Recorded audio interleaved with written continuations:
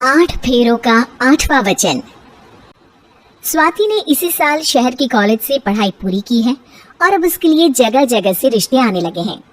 स्वाति से ज्यादा उसके रिश्तेदारों को उसकी शादी की चिंता है, इसीलिए जो भी स्वाति के घर आता वो किसी नए लड़की की खबर जरूर ले आता।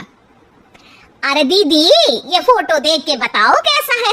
राहुल नाम है लड़के का, मेरी सहेली की बहन का बेटा है। अपनी स्वाति के साथ एकदम प्यारी जोड़ी लगेगी इसकी। जरा दिखाना, फोटो तो बढ़िया लग रहा है। कोई गलत आदत वादत तो नहीं है ना इसे? और कमाता कितना है? अरे कोई गलत आदत नहीं है दीदी, आप कहो तो एक मीटिंग करवा देती हूँ, फिर सब कुछ फाइनल कर लेना। हाँ, ये सही कह रही हो तुम। संडे को स्वाति के पापा भी घर पे ही रहेंगे।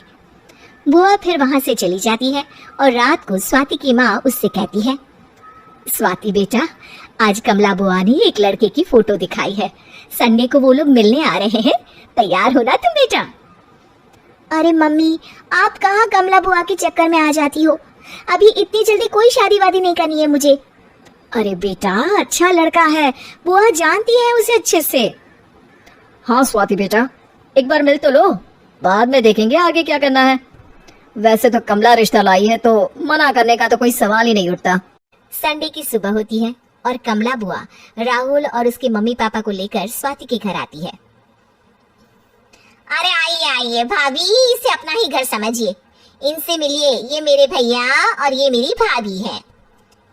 नमस्ते भाभी जी, ये है हमारा लड़का राहुल, सरकारी नौकरी की तैयारी कर रहा है ये। वैसे आपकी बेटी कहाँ है? अरे स्वाति बेटा, बाहर आ जाओ। वैसे कितनी पढ़ाई की है स्वाति ने? जी, पोस्ट ग्रेजुएट है हमारी बेटी साइंस में। ये सब तो ठीक है, पर घर संभालना जानती है या नहीं? हमें कौन सी इससे नौकरी करवानी है? नौकरी तो मेरा बेटा करेगा ही। पर मैंने इतनी पढ़ाई की है और आप चाहती है कि मैं घर पर ही बैठी रहूं? अरे स्वाति बेटा, ये बड़ों की बात में तुम कहाँ बोल पड़ी? हम सब देख लेंगे क्या करना है क्या नहीं। हम तो इसी बात पर विश्वास करते हैं कि घर के लड़के घर में ही रहे तो ज्यादा अच्छा रहता है। वरना भाई साहब, आप तो आजकल के हाल जानते ही हैं, कितनी घटनाएं होने लगी हैं औरतों के खिलाफ। स्वाति बेटा, रसोई का काम तो पूरा जानती हो ना? शादी के बाद तुम्हें ही संभालना है वो सब। अरे बहुत अच्छा खाना बनाती है ये, आप सब लोग इसकी तारीफ करते नहीं थकेंगे। लो भाई, हो गई मीटिंग, अब शादी की तारीख फाइनल कर लेते हैं, क्यों भैया? भाई, हम तो पंडित जी से चर्चा करने के बाद ही तारीख फाइनल करेंगे। सालों से हम उनकी बातें मानते हुए आ रहे हैं। लड़के वाले और कमला बुआ की बातें सुनकर स्वाति एकदम नाराज हो जाती है और उसे लगने लगता है कि शादी के बाद उसे घर पर ही बैठना पड़ेगा। लेकिन घर वालों के आगे उसकी एक नहीं चलती और उसे शादी के लिए हाँ कहना पड़ता है। शादी का दिन आ जाता है और सब मंडप में जमा होते हैं। अब फेरों का समय हो गया है, अब कन्या अपने वर से 7 वचन मांगेगी। आप किसी धार्मिक आयोजन में जाएं तो मुझे भी ले जाएंगे।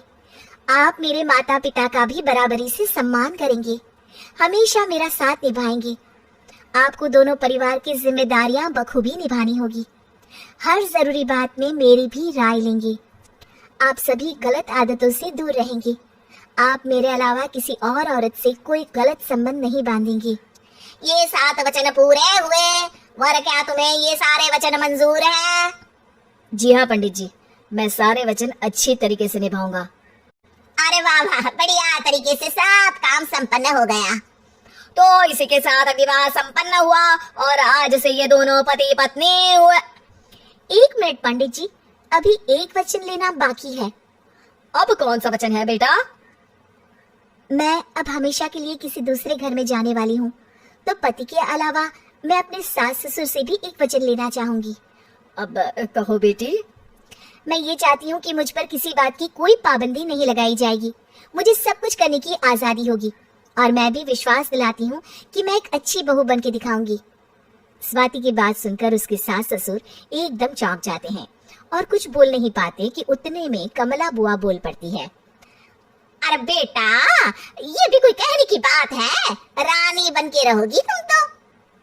वचन देने से पहले सोच लीजिए क्योंकि शास्त्रों में वचन ना निभाने वालों के लिए नरक से भी बदतर सजा लिखी है।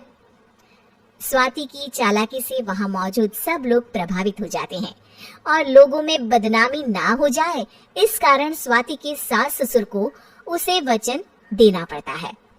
अरे कैसी अपशकुन वाली बातें कर रहे हैं आप पंडित जी।